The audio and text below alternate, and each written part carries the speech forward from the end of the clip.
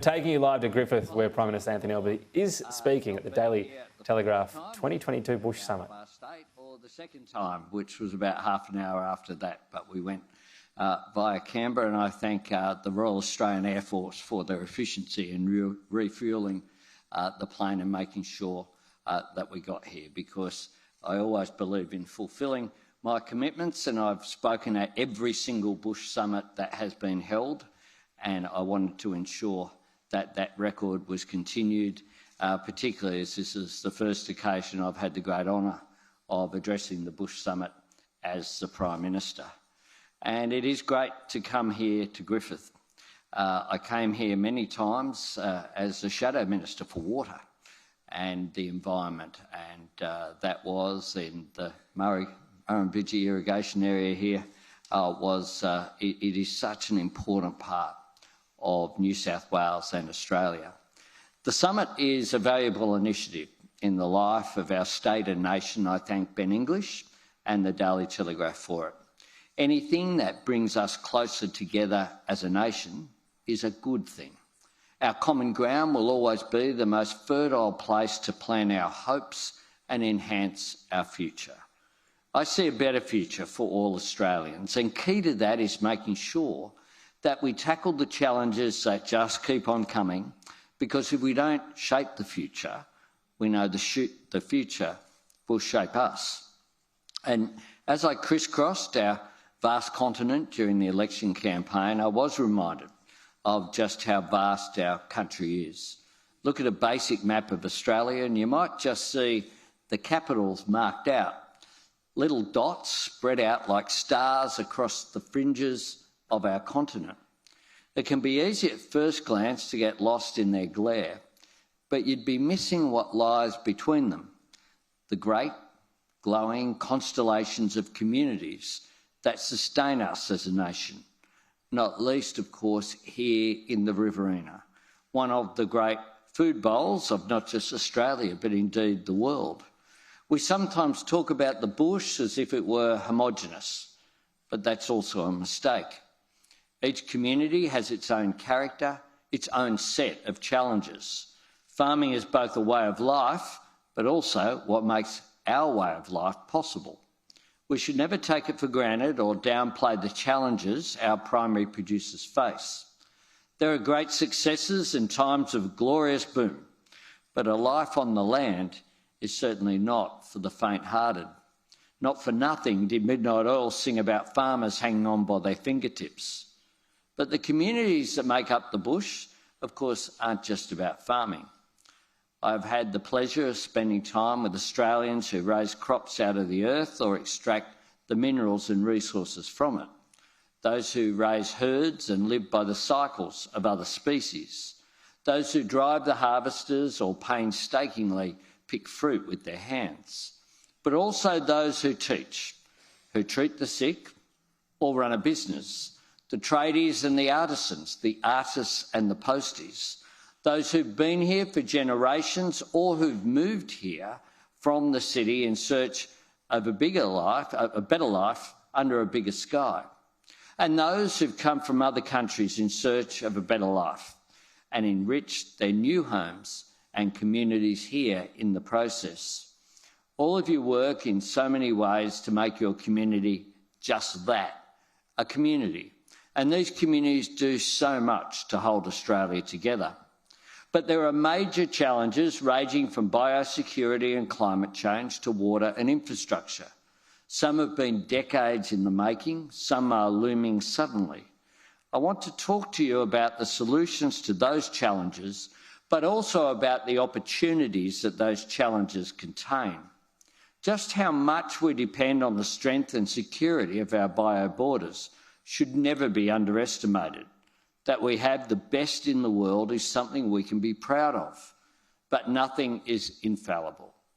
As COVID-19 so powerfully emphasised, when the threat of disease arises, we have to move quickly. As an island nation, we are blessed with a big natural advantage. But as we've seen, it is an advantage easily squandered. Right now, we are focused on the threats of foot and mouth and lumpy skin disease. Last week, I visited Raglan Station near Rocky and heard directly from cattle farmer Ryan Olive and Ag Force Queensland's Will Wilson about the biosecurity challenges that we face. A foot and mouth outbreak could cost the Australian economy $80 billion. It's a devastating number, calculated not just in dollars, of course, but in mental health and in the very viability of communities. The best way to stop FMD reaching Australia is to stop its spread through Indonesia. And that's why Agriculture Minister Murray Watt, who's here with me today, his first overseas visit as Minister was to Indonesia. He is leading important work with our friend, neighbour and trading partner on fighting diseases together. As part of that fight, Australia has provided expert veterinary assistance to Indonesia, along with over 430,000 vaccines for lumpy skin disease, to be followed soon by 1 million vaccines for FMD and additional biosecurity funding. We've dialed up protection measures at our borders, more biosecurity officers, detector dogs, sanitation mats at airports and biosecurity response zones. We're screening all mail from Indonesia and China and risk profiling all passengers from Indonesia. This is the strongest biosecurity response in our nation's history, supported by improvements to our readiness in the event of an outbreak here. That includes a new exotic animal diseases preparedness task force to ensure that Australia is better prepared in the event that an outbreak does happen. It, of course, is not the only biosecurity challenge that we face. Australian honey producers are grappling with the arrival of a varroa mite. In consultation with the industry, we have in place an $18 million compensation package for registered beekeepers. We're always best placed when we plan rather than just react, and at our strongest when we work together. And that's why we're working closely with industry, the states and territories on our response to these critical biosecurity issues. When it comes to climate change, the message I delivered at the 2019 Bush Summit still stands. Anyone looking for a true understanding of climate change should look for it here. Farmers see its effects every day. There is no ideological opt-out clause because farmers live with it. You recognise what is happening and are getting on with the job of dealing with it because this is your home, your workplace and, of course, your livelihood. One of the things we're seeing is the change in agricultural practices as our understanding of our unique environment grows. And a key part of that understanding comes from a relationship with the land, sometimes built up over multiple generations. It is a relationship found on the knowledge that the old practice of environmental exploitation is the deadest of dead ends, and that the greatest reward lies in a sense of stewardship of the land. In this, there are echoes of the stewardship by First Nations people across this continent and the knowledge that they built up over millennia. As you grapple with climate change and the intensifying cycles of flood, fire and drought, you deserve nothing less than a government that has your back. In that spirit, I announced today that the government will deliver $75 million post-disaster resilience to areas across New South Wales devastated by the February-March floods. Delivered via the Emergency Response Fund, which sat idle under the previous government. This money will go towards a flood impacts and risk management measures report, a levy assessment and improvement program, valley-level flood risk management assessments, flood warning infrastructure and systems and associated community awareness, flood mitigation infrastructure and voluntary house raising. It will cover all 62 LGAs affected by the February-March floods and comes on top of the assistance that we have previously committed to. As we move towards net zero, we are creating a once-in-a-lifetime opportunity, not just to protect Australia's natural environment, but to kick-start a nationwide restoration. We will introduce legislation to underpin a market for biodiversity. This will operate in a similar way to our current carbon crediting legislation. The markets for biodiversity and carbon credits will operate in parallel, both regulated by the Clean Energy Regulator. As companies look to invest in carbon offsetting projects like tree planting, we need to make sure there is a path for farmers and the environment to benefit. We need to protect waterways, provide habitat for native species, reduce erosion, protect topsoil, improve drought resilience, and create shelter for livestock. Placing a market value on biodiversity helps us achieve that. Farmers could receive biodiversity certificates for planting mixed native species and managing their existing remnant vegetation. This is a chance to support farmers using their knowledge and expertise in a way that benefits us all, a chance to shape that better future that we seek. I've spent time in flood-ravaged communities this year, and I'll never forget what I saw or the stories that I heard. Homes gone, livelihoods destroyed. And yet, perversely, as we talk about all that water, the last drought is still so fresh and raw in many people's memories. As the world's driest inhabited continent, we have a precarious relationship with water. We often have either too little or far too much. Managing water well is crucial for Australia's future, and there are big challenges ahead. The Murray-Darling is Australia's biggest and most important river system. Its future is critical for the livelihood and welfare of millions of Australians. Secure water supplies help regions like the Riverina feed and clothe us, and so many people around the world. We must get this right.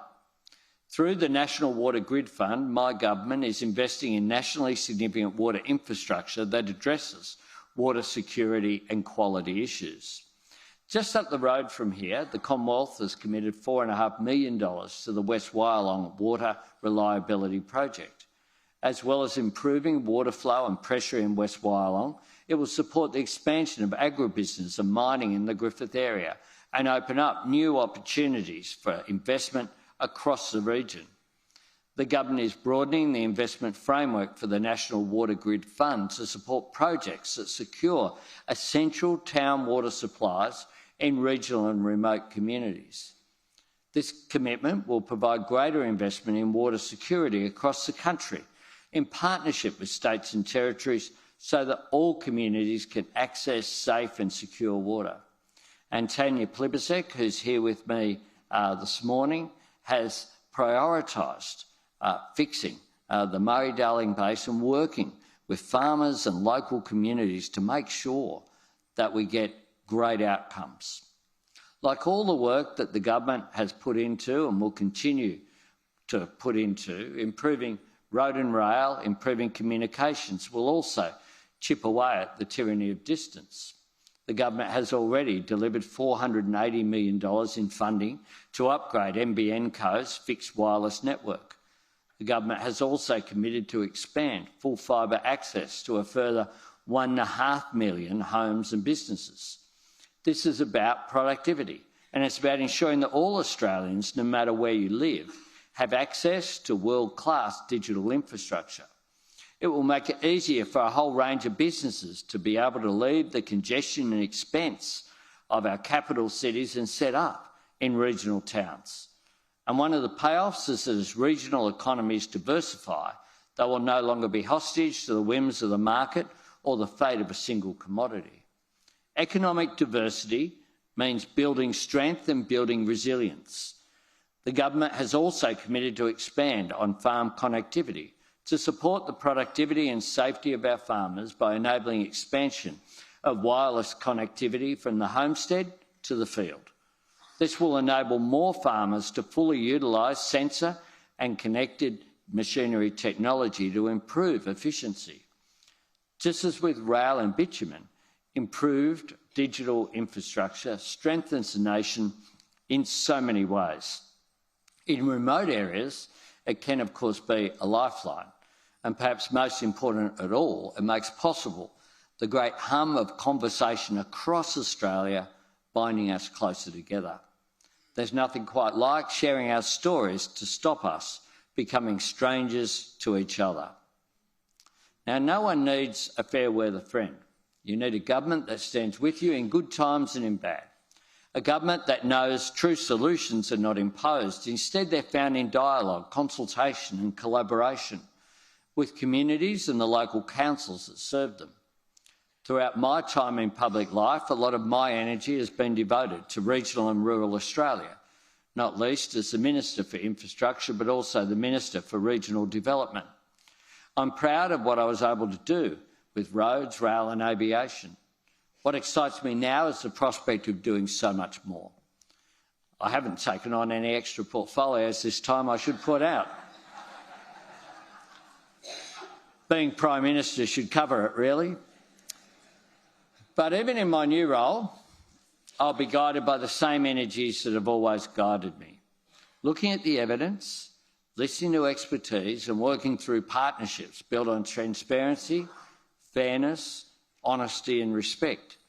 That collaboration is critical to the commitment that I made on the evening of the 21st of May to represent the interests of all Australians, no matter where they live. I look forward to working with this community and other communities around regional New South Wales and indeed right around Australia. Thanks very much.